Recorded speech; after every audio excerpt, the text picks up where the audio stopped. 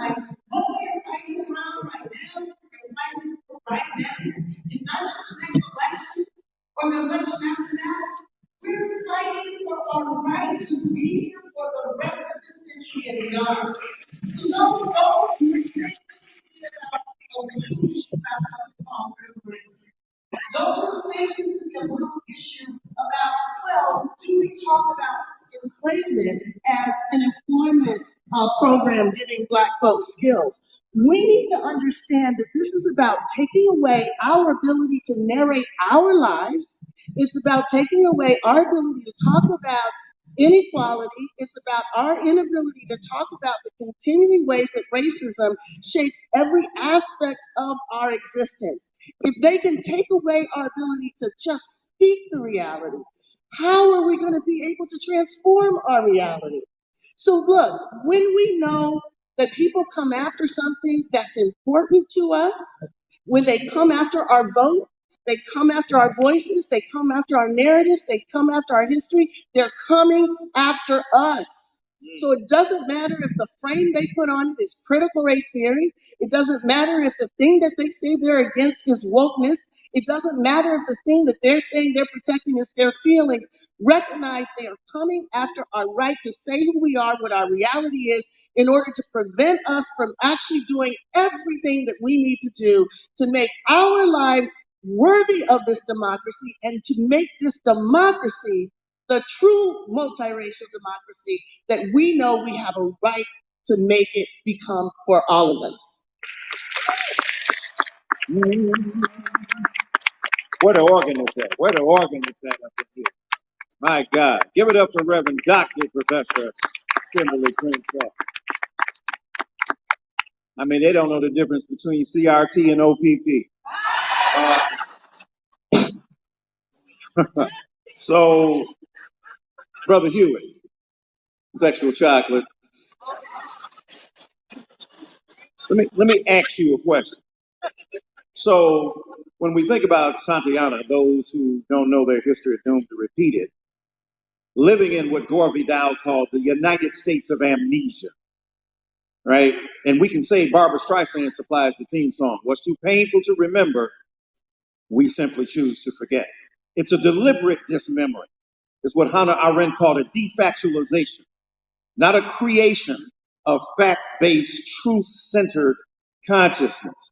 Tell us the consequence to American democracy of denying entire swaths of our history and teaching limited aspects, even of enslavement. Now, if you want to teach skills that Black people learn, killing white slave masters was one of them. Not sure that that's going to be on the agenda, right?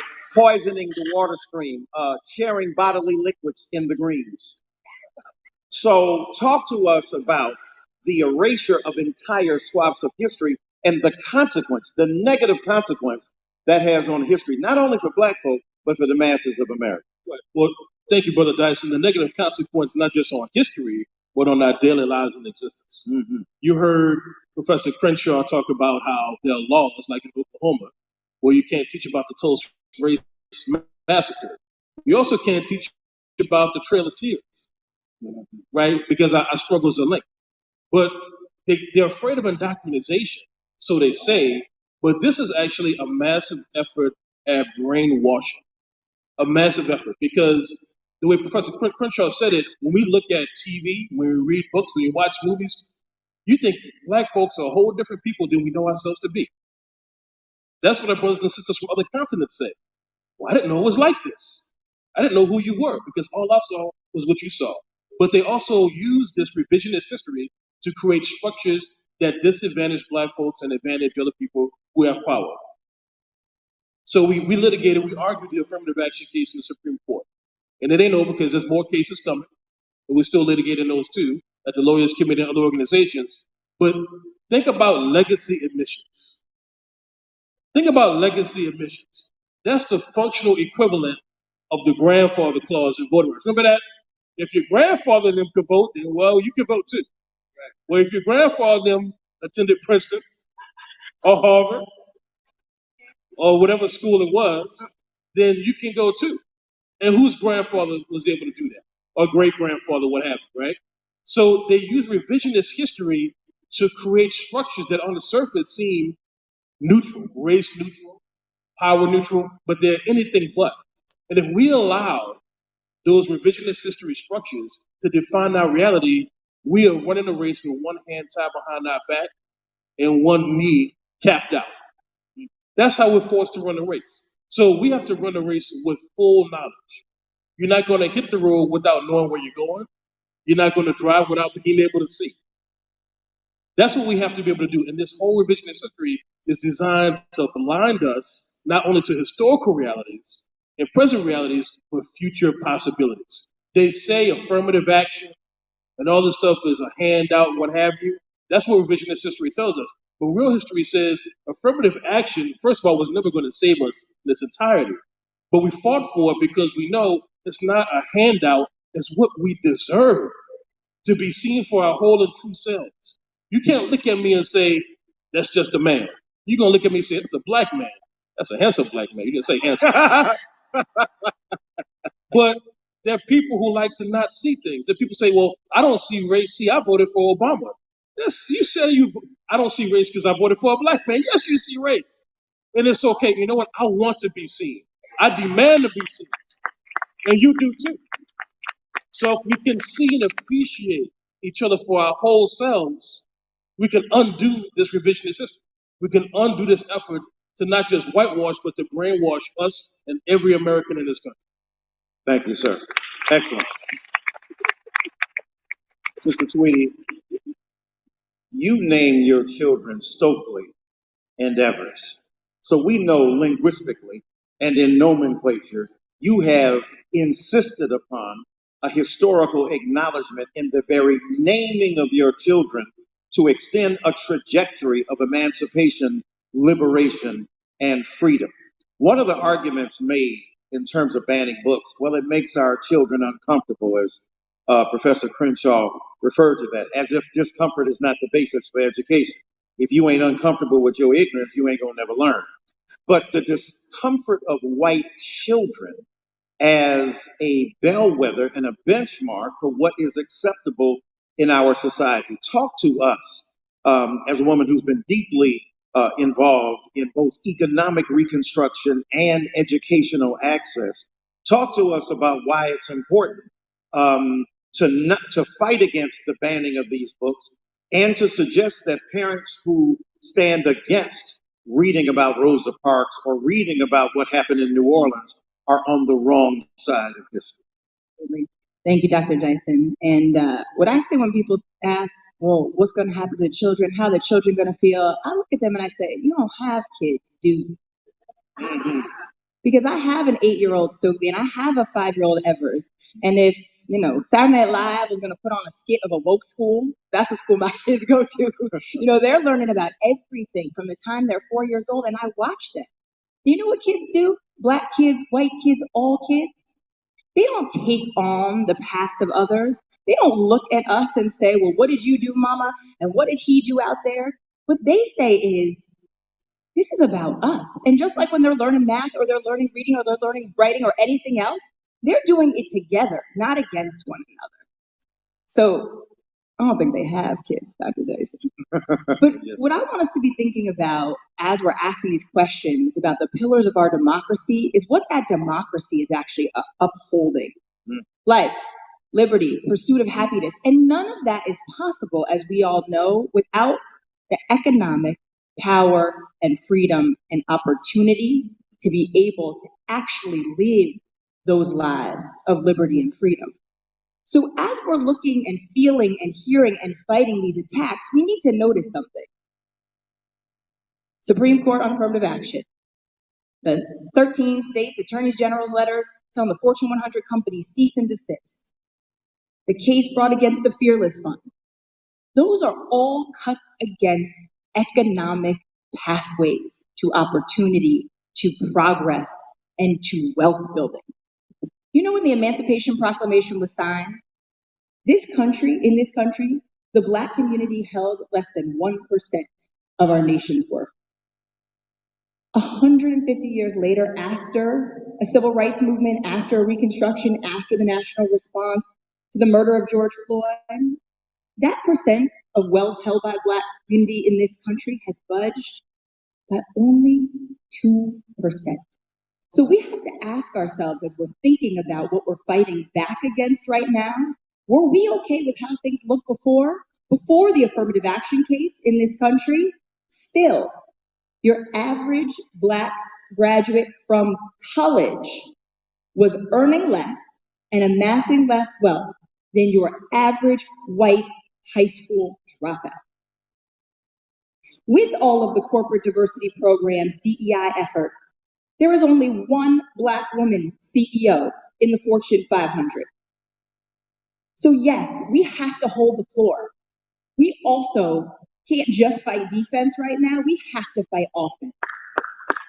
We can't look to rebuild what we had as if those pathways were getting us where we needed to go. We need to build pathways that are highways, that are runways, that are autobahns to economic prosperity and to wealth building.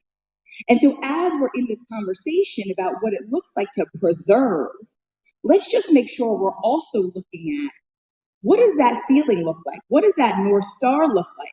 And not let us spend all of our energy thinking about how we make sure we don't use the floor, but that we are able to fight defense and offense at the same time, so that what we come out with for Stokely Forever is for all of our children looks dramatically different than what it's looked like for any of us today.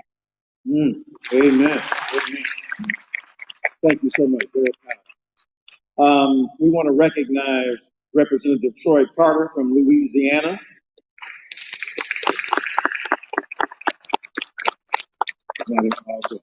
I think Tisha James wants me to say that he may be Jay-Z's cousin. I'm not sure. Mr. Carter. Ms. Parsons, talk to us. We've heard mention about the suing of the Fearless Fund. I love that title, Fearless Fund. It just stands for everything in one phrase that we attempt to articulate as minoritized and racialized communities. But I think about affirmative action. I think about the fact that the GI Bill built the white middle class. There would be no suburbanization without the giving of a mortgage, access to a job, and access to education. That's the Holy Trinity.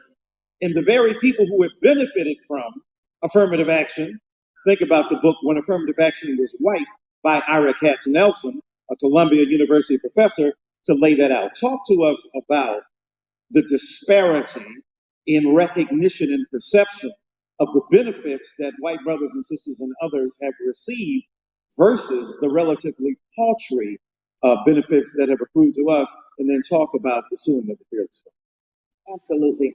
So let me just start by saying that there are three things that make this world go round: money, power, and love. And we as Black folks, we got a whole lot of love. But I'm going to tell you what we don't have. We don't have enough power, and we damn sure don't have enough money. The reason why this suit and what we are facing as the Fearless Fund, which is the first venture capital fund founded by women of color, investing in women of color. We are the most founded demographic of entrepreneurs, the most founded. We're starting businesses at a faster rate than anyone, yet the least funded. This is about money. This is about wealth creation. This is about the American dream. And quite frankly, what Ed Blum, who has sued the Fearless Fund, is trying to do is dismantle our economic freedom and our ability to pull ourselves up by our bootstraps and experience that which is the American dream. So this is so much bigger than us. We need 1,000 Fearless Funds, but most importantly, we need the capital. So let me tell you how this works in terms of the disparities. In 2022, more than $288 billion was deployed to entrepreneurs to start businesses. That is venture capital, that's seed money to start those businesses. Of that $288 billion, less than half of 1%, $0.8 to be exact, went to women of color. So Black, Latina, Native, Asian American. 0.13%, let me say that again, 0.13% went to Black women.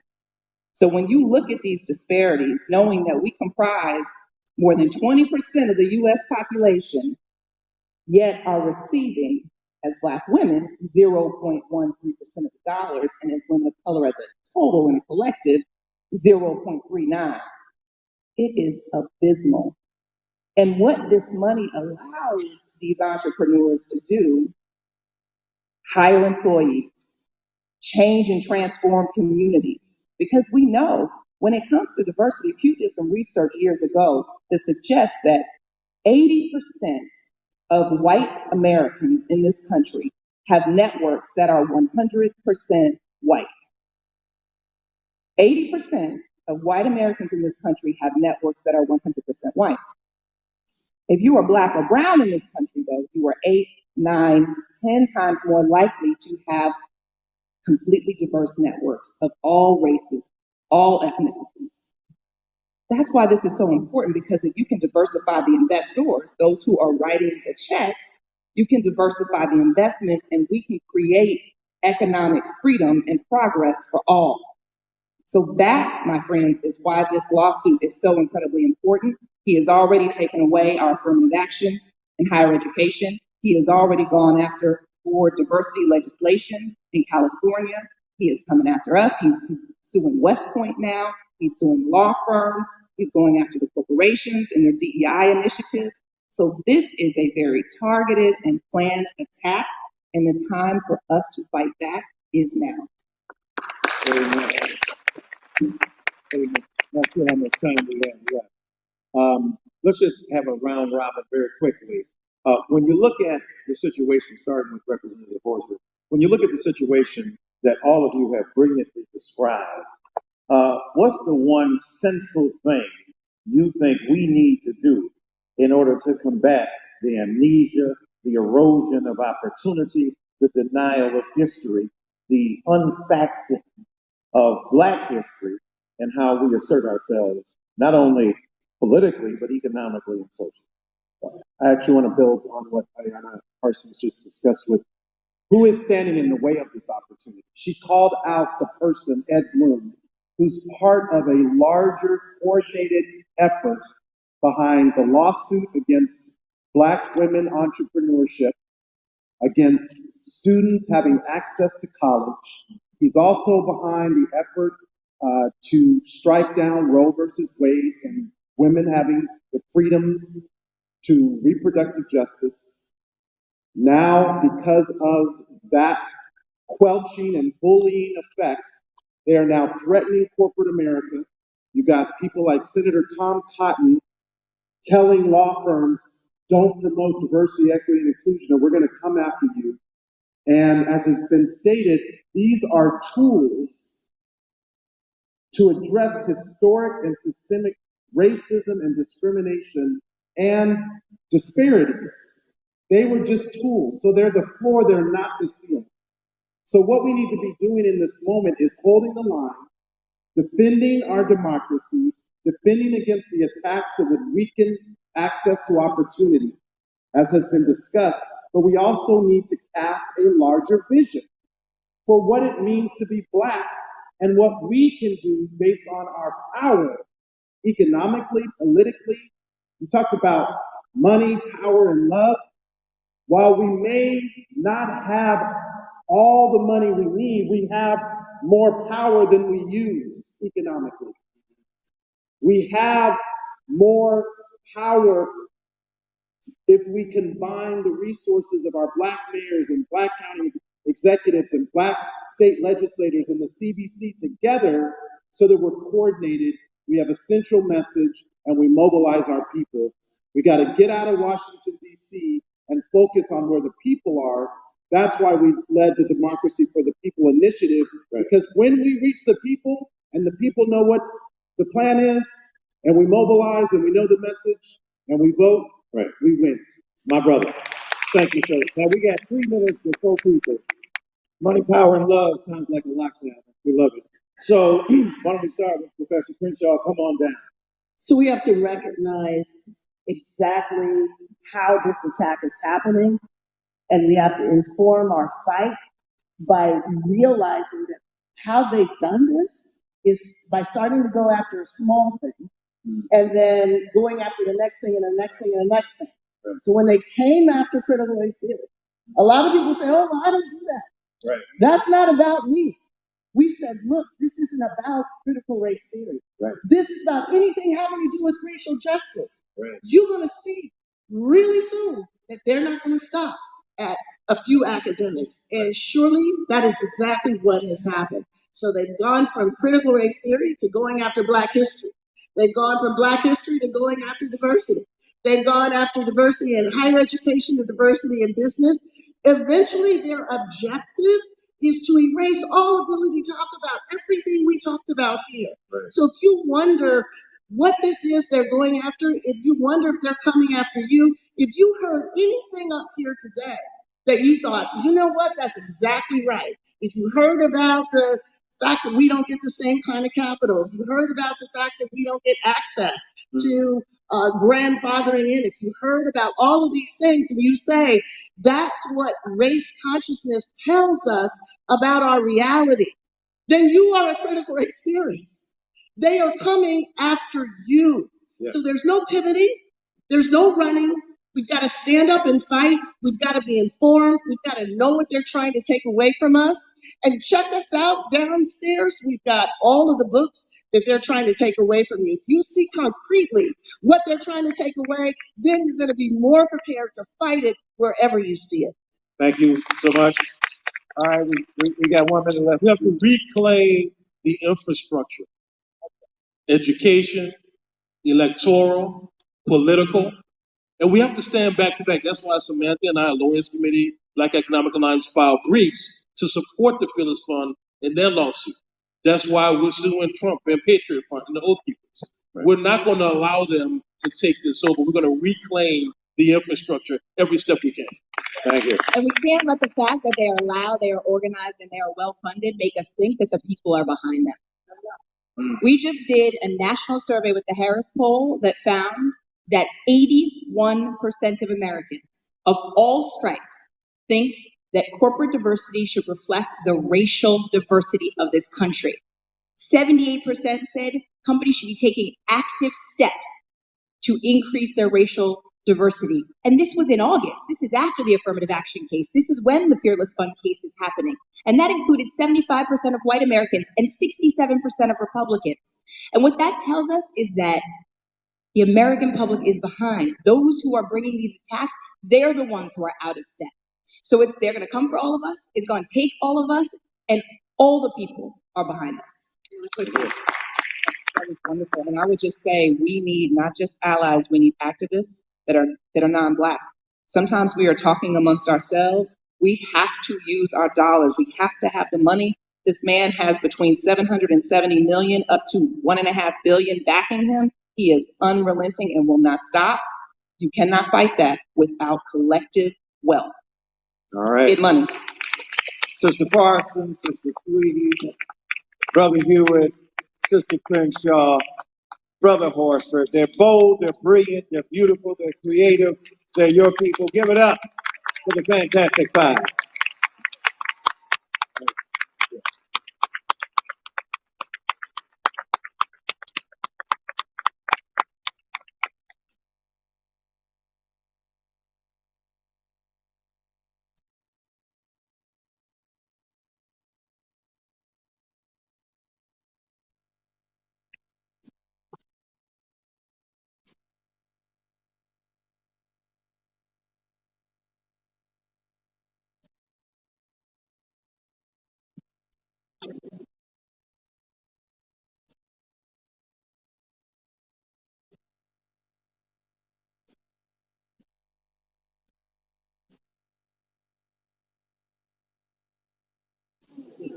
Give it up one more time.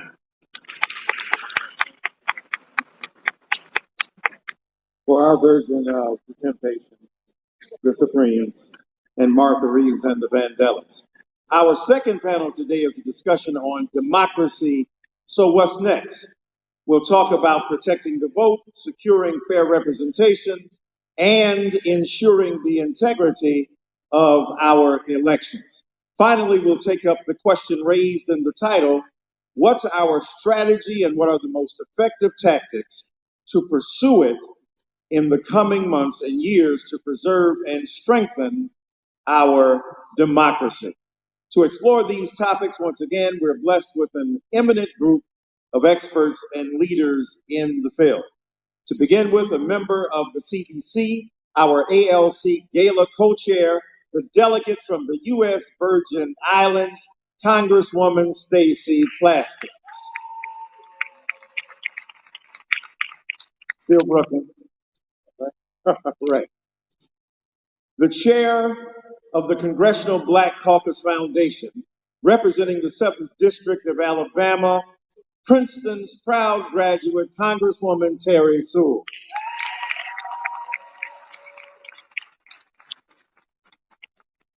She had to go vote. All right. We'll have more time with other folks. When she returns, we'll get her in. A community organizer and voting rights activist, the co-founder of Black Votes, Voters Matter, the great LaTosha Brown.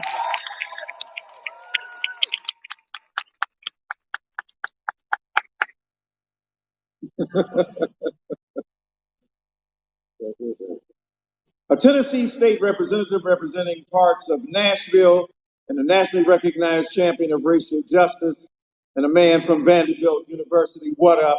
The Honorable Justin Jones.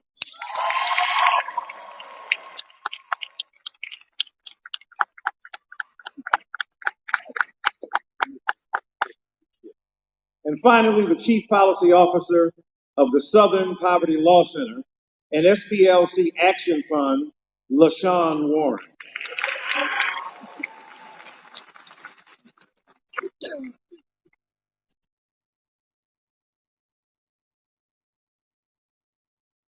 All right, let's get right to this. We had an extraordinary panel. We've got another extraordinary one for here in the second go round. So, Congresswoman Plaskett, we know that to get anything done in Congress, you're going to have to be extremely pragmatic. You got to be able to compromise to a certain degree, and you must work with folks on the other side of the aisle. Can you give us words of advice for you, for your colleagues in Congress, and what words of hope do you have for those who have to fight those kind of internecine squabbles and battles as we look ahead for the work that still needs to be done? Wow, you really going deep on me. I, you do have to be pragmatic in Washington, and I think the genius and the ability of the president that we have now, President Biden, in getting such transformational legislation done in the last year and a half is because of that pragmatism and that ability to quietly bring together the desires and the needs of disparate groups and draw them together. We were able to do that under the leadership of Speaker Nancy Pelosi by understanding carrots. She understood, mother of five, carrots and sticks very well on how to bring people and their needs to be able to do that. Unfortunately, Professor, that's not something that's happening right now. And the leadership of the majority are unable to bring sticks to those and instead is giving them carrots.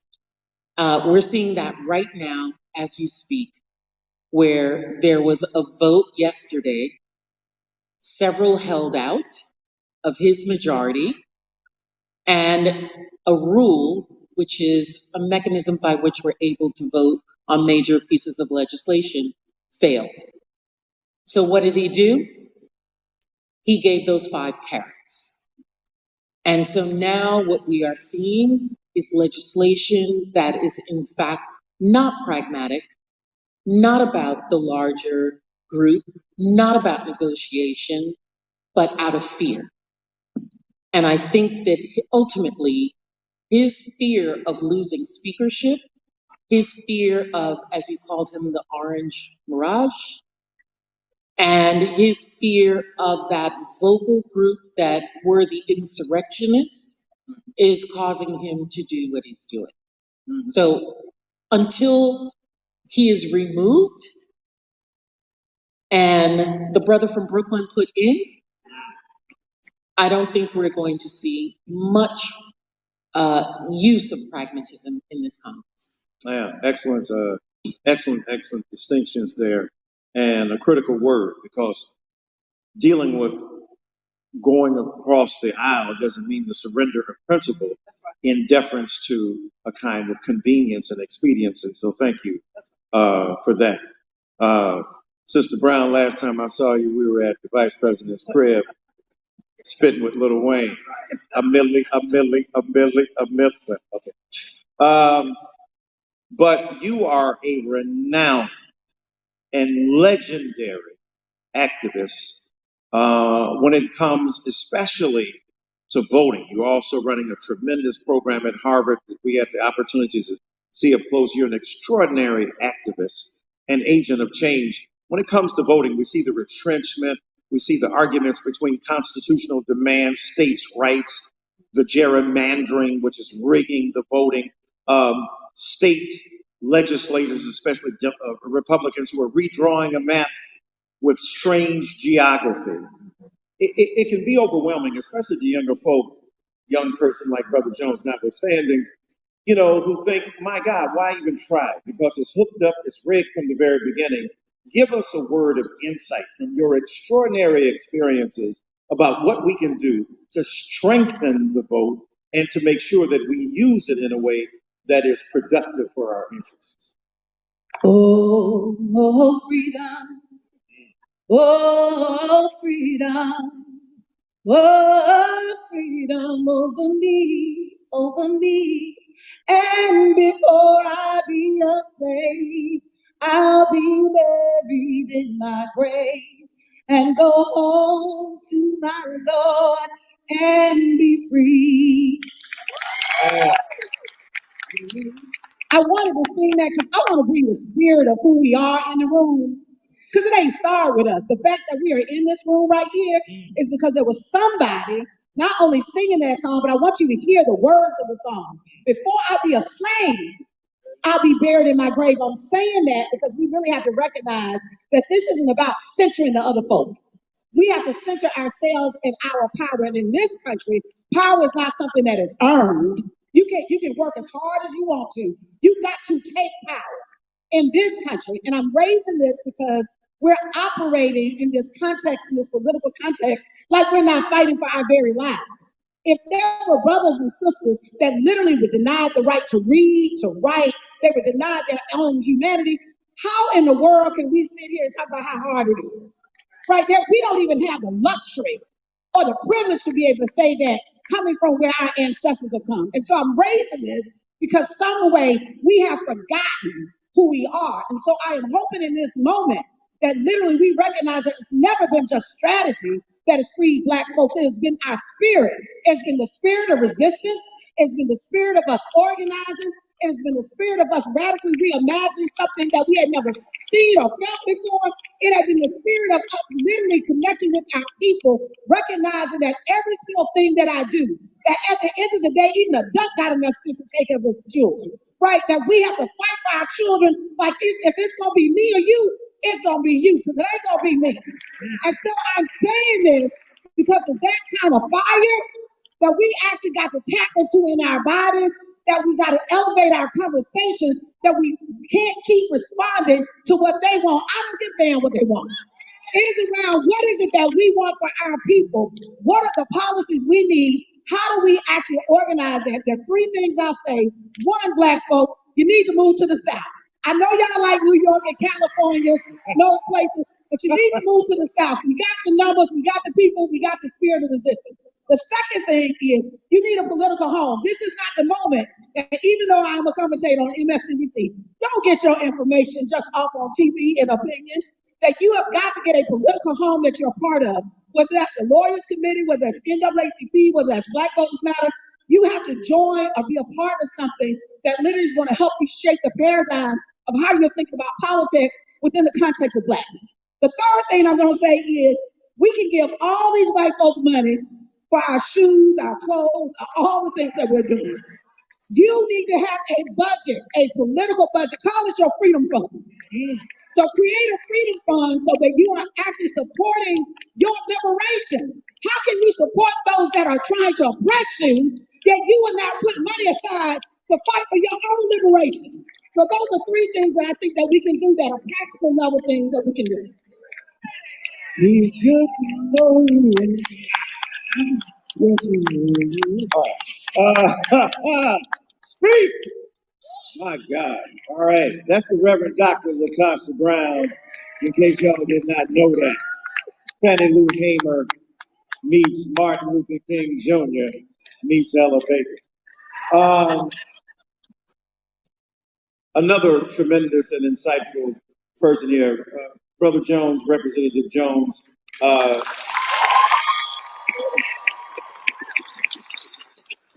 That great school of Vanderbilt, we produce some great people, and this is one of our greatest graduates. Now, you, along with Justin Pearson and another of your colleagues from Tennessee 3, but you two most famously stood in the gap, translated ideal to reality and theory to practice, and engaged the nation in an imaginative, if you will, tour of what democracy looks like.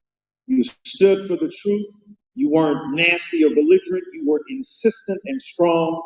Talk to us about the necessity of continuing, as Sister Brown said, a tradition that we have inherited and what it looks like in this generation as you extend that trajectory. Definitely. Thank you so much for allowing me the platform to speak, not for myself, but for the people in Tennessee who are still fighting to protect kids and not guns, to fight for democracy, because we went to the well because democracy requires disruption. We faced a state legislature that was willing to ban books and ban history and then even tried to ban Black lawmakers. But they would not ban the assault weapons that are terrorizing our community. We said, will you ban assault weapons?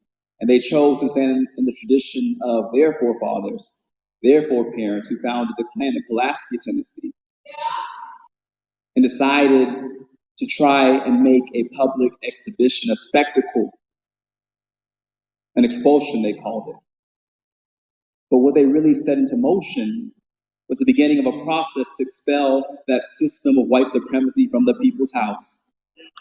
I come here as the youngest Black lawmaker because when they expelled us, they were trying to send a message to other young people, don't step out of your place. And there are members of my own caucus who said, go up there and apologize to them. And we said, they need to apologize to the people, to the families of that elementary school where those babies were killed. They need to apologize. And so what we are seeing now is a system in which I've told young people, we are going to these chambers not to make friends, but to make change. My first week in the legislature, I was in the elevator, had my suit, was excited to go to committee. And my welcome to the legislature was State Senator Jack Johnson, out of nowhere just telling me, without me even talking to him, you know you're worthless and you don't belong here. We have members who this year, in 2023, said we should bring back hanging by a tree as a form of capital punishment. We see what we're up against. And so, again, democracy requires disruption. We went to the well of the House. We walked forward because our people were being pushed back. The young people were being pushed back. I pulled a megaphone out of my pocket because they shut off the microphone. They refuse to see us as equal. And so every day I get in there, I want to remind them that I'm not here as your intern, I'm here as your colleague. I'm here to give voice to the most diverse district in Tennessee. And so if that means they're going to take a title, they can't take away our purpose of why we're there. They can't take away the wisdom of my mentors, people like Diane Nash, who said that power only shows itself when it has to. And so them expelling us shows that they were threatened by what we were doing and that we have power and that we need to change the system where in my state, 70% of the seats in the legislature were unchallenged in the last election. No one ran against these folks who've been there longer than I've been alive. We have a legislature who, before they expelled us, they broke our congressional district, one county, Nashville, into 3 congressional districts. And for the first time since the Civil War, we have Republican representation. They passed a law to cut our city council in half. And then they tried to take away my constituents' voice at the state level. We see this as strategic. We see what is happening, that when they say we want to take this nation back, they're taking us back to a time we don't want to go to. But we know that we also stand in tradition. A tradition that says that you may have dominant authority in this house. You call yourself a supermajority, but you don't have ultimate authority. And it takes us realizing that we are not the minority party, we are the opposition party. We are the voice to check their power. We're there to be a speed bump to stop this madness of trying to drive our whole state off the cliff. Because to the white folks in Tennessee, I've told them once and I'll tell them again, we are fighting for your children too. When we pass common sense gun laws, we're fighting for your children too. When we're fighting to expand Medicaid, we're fighting for your children too. When we're fighting for well-funded public schools, we're fighting for your children too. Right. Amen. And so I'll end by just saying this. I think that I've heard Southern segregationists had a saying, they said the South will rise again. And I come here as a witness to a different type of resurrection that says the South will rise anew. A new South is rising that is multiracial, multi-generational. And that is what we represent. And that is why they're fighting with everything in their being to stop us, but they can't stop what God has already claimed. There's something happening in the South, something happening in a city where young people rose up before to birth a movement. There would be no civil rights movement without Nashville. Let's be honest. And so I will say that there's a legacy of liberation once again rising in Nashville, and that we are a people of progress. Power to the people. Yeah.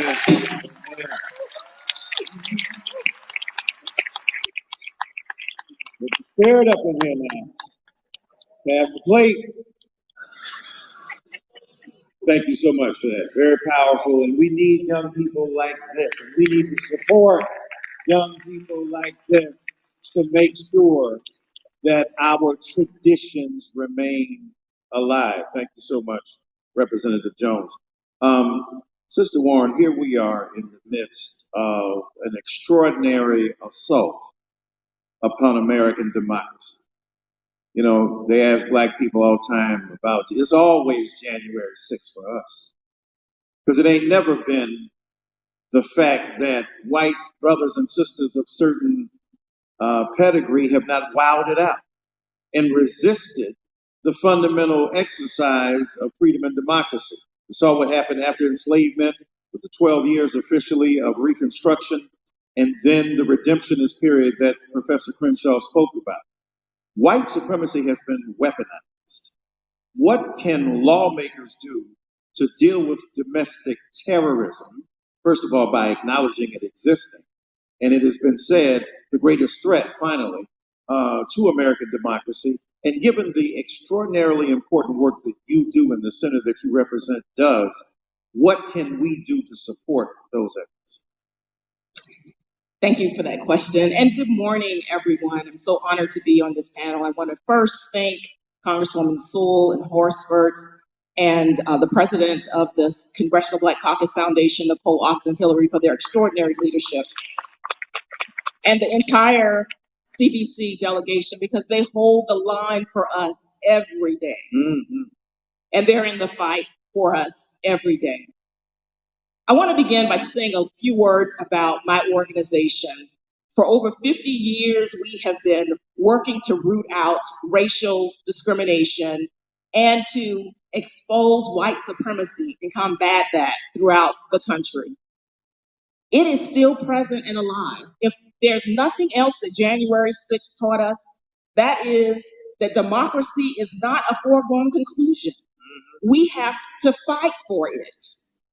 It is incumbent upon us to get in the fight, to expose nationalism, to expose white supremacists, and to do whatever we can to root it out and actually abolish it in its entirety.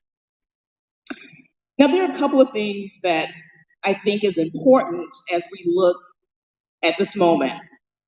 One, the one thing that I think is incredibly important for us is to understand that in this democracy, everyone doesn't have equal access. We all don't have the power to vote equally, particularly Black and Brown people. And there are efforts afoot to make sure that our power is reduced, and we can't have that. And we have to know that we are in a fight. One of the things that I want to do is share with you the story of my aunt, because I think it speaks powerfully to the moment that I believe that we're in with respect to the crisis of our democracy. She is 80 years old and she lives in Savannah, Georgia. And in the 2022 election, she decided she wanted to participate in this election. She has never missed an election. She's over 80 years old and she struggles with arthritis.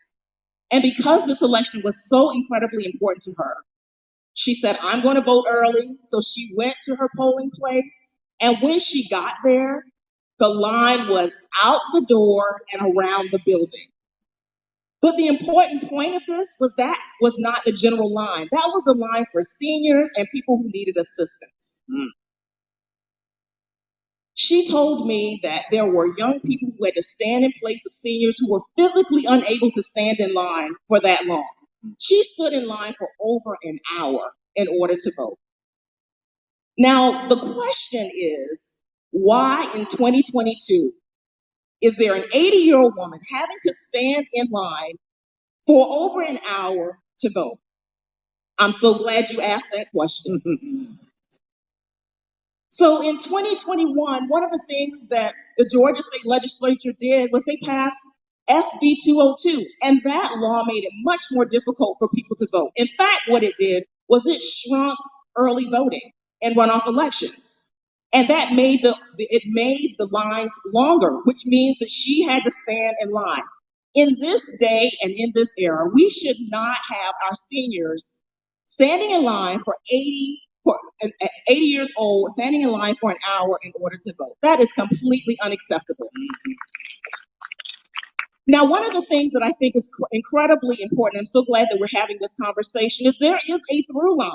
The same people who are working to oppress voting participation, who are passing this heinous laws, Georgia wasn't the only state. There were states across the South who were passing laws to make it more difficult to vote. And at the Southern Poverty Law Center, we know a little bit about discrimination down there. It is happening in every facet of American life. And it's important for us to not look at these kinds of situations in isolation. We have to connect the dots. It is not just voting. It's that the same people who are trying to oppress the right to vote are the same people who are going after diversity and inclusion. The same people who are challenging affirmative action. They're the same communities that are going after immigration. They are going after everything. And I think we as a people have to see the intersectionality of all of these issues. When CRT is attacked, we have to stand up. When we see that there are voter suppression laws, we have to stand up, and we cannot see them as isolated incidents. We have to work together, and only working together can we combat these issues. Excellent, excellent. Already, we've got a time limit here, so I want to give each of you a couple of minutes to just summarize for us the significant central thing that we can do to strengthen democracy for our people. And I'll start this way, and I know that Sister Brown already answered, so we'll put you last so you can add on to what you said.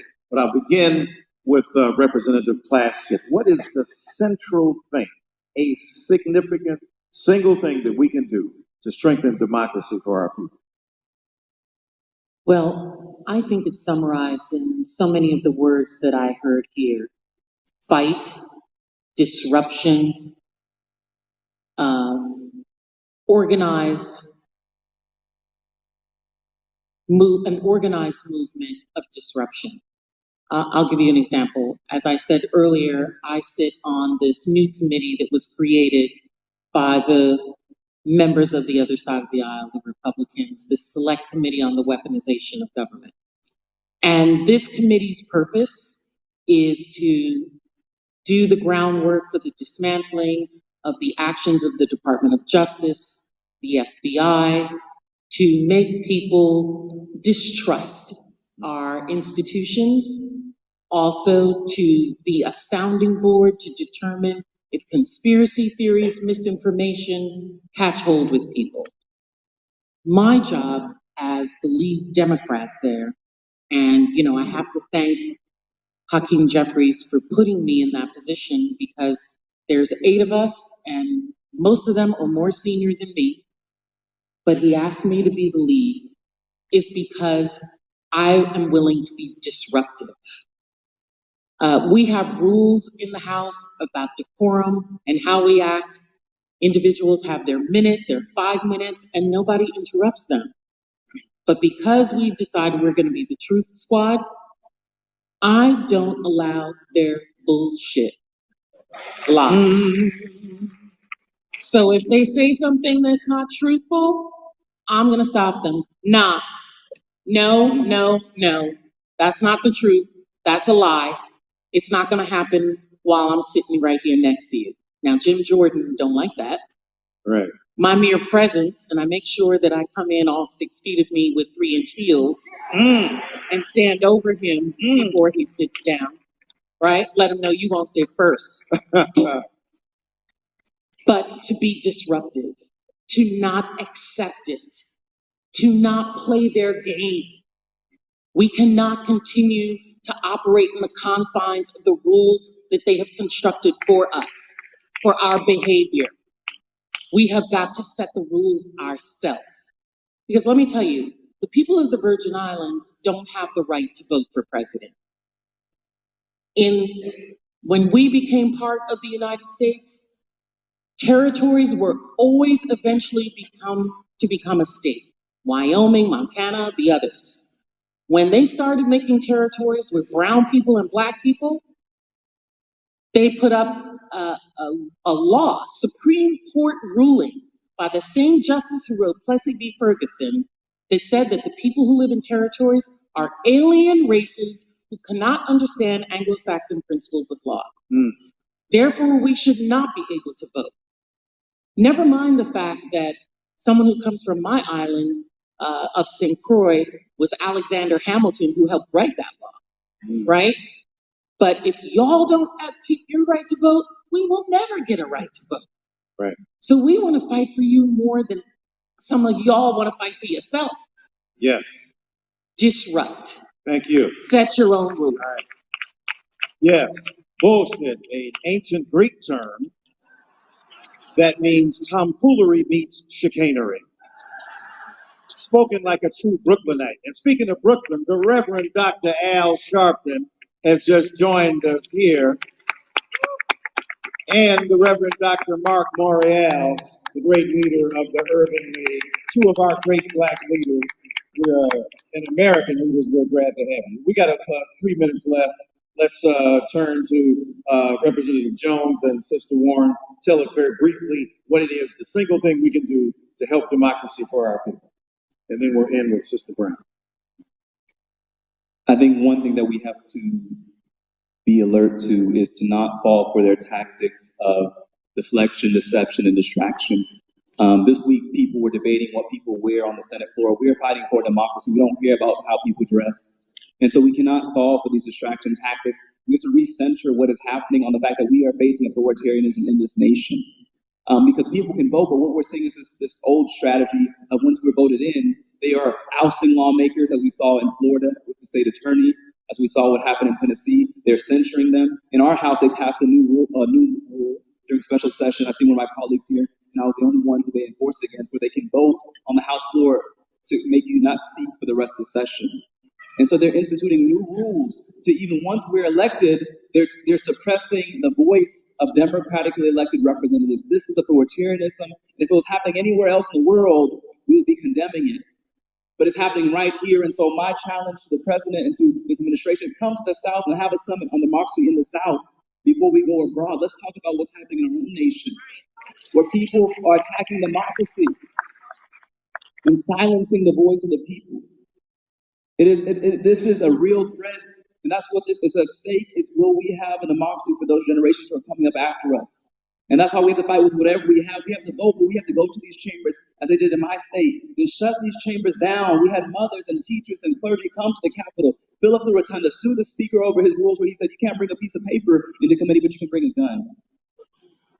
Because what they're doing is instigating a civil war where they're making it easier. They're proliferating weapons of war on our street, and they're making it harder to vote our most powerful nonviolent means of social change. Think about what's going on. They want violence, and January 6th was their dress rehearsal, and we have to be alert to let them know that we know what's up, and that we're not going to fall for these tactics to deceive the people and to distract us. But we see with clear-eyed, with moral clarity, and with fierce urgency that we have to act with boldness and do things out of the ordinary in such a time as this. All right, we got a minute left for these two powerhouses. Yes, ma'am, William. Yes, okay. So I think it's important for people to recognize that all of these attacks, it's no accident that they're happening at a time when our country is most diverse. We need to keep that in the forefront of our mind. That is no accident. But there are three things. I know you said one, but there are three things that people can do. One is educate yourself. Okay. We need to educate ourselves because those who don't know their history are doomed to repeat it. And that can help inform how we move forward. The second is vote. But not only vote, hold the elected officials accountable. And then lastly, build. We don't have the luxury of just reacting to what other people are doing.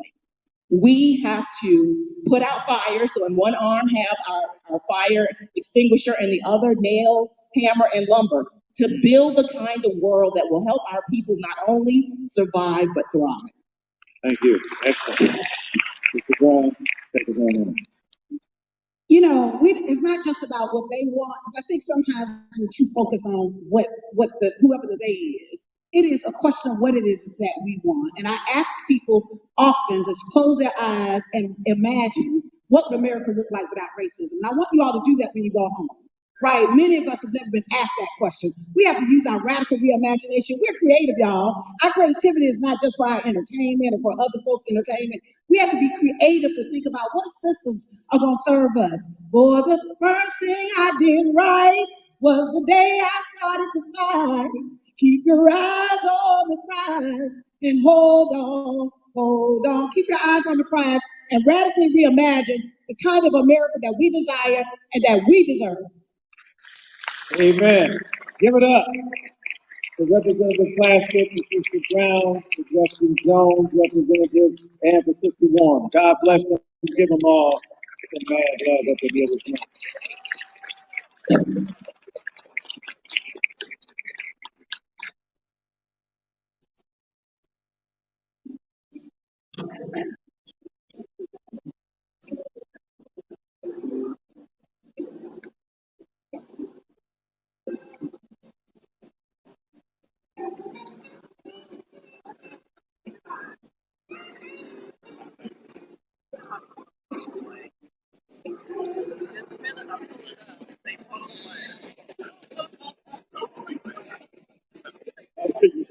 Finally, this morning, we have another special message, and the messenger is well known to you all. To introduce him, I'll just quote what Mayor Eric Adams said a few days ago in presenting him with the key to the city of New York.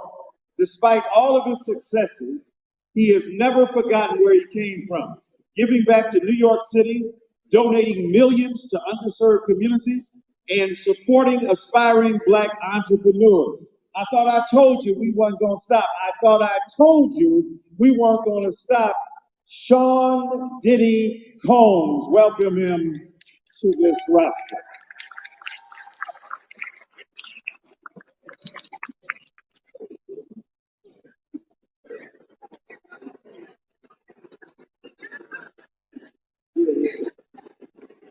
Hello, good morning, everybody.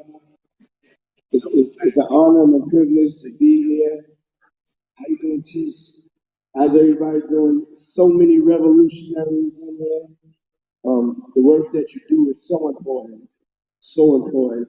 You know, I'm on the other side of it, trying to come through the door of making sure we get economic fairness and equality in the fight that y'all fight for, just all of us in as black people, and also just our overall community. We need y'all and we appreciate y'all. And I just wanted to come and say thank you. Thank you very much. And I look forward to talking about solutions and getting to solutions. I love what I'm hearing about disruption. It's important to disrupt. It's important to reimagine. God bless y'all and have a beautiful week.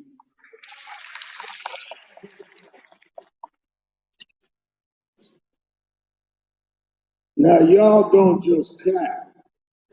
We need everybody ready for battle. They're trying to stop black businesses. You know what's happening with the sisters in Atlanta. And Puffy won't talk about it, but y'all know I'm gonna disrupt. I'm gonna talk about it. They are not doing him right in the spirits industry. Mark Morial and I are gonna talk to you more about it when he's not there. But we've got to support our own. I've seen Puffy give away millions of dollars on the front line anytime we call them. When it's time for us to be on the front line for them, we shouldn't be apologetic. Am I right? So don't take a picture, make a picture. Let's get out there and go to war. I wasn't on the program, but I am the program.